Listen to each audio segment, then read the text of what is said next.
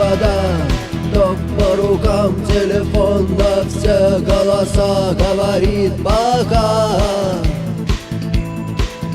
Пора. И пальто на гвозде, шарф в рукаве и перчатки в карманах шепчут: подожди до утра, до утра.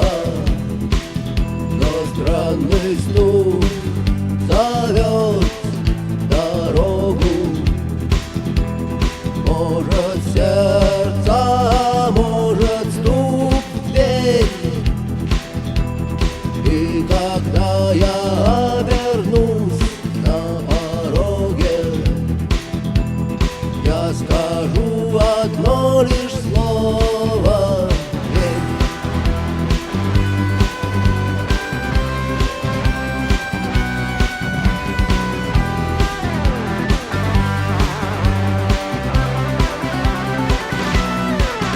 И опять на вокзал, и опять к поездам, и опять проводник выдаст белье и чай.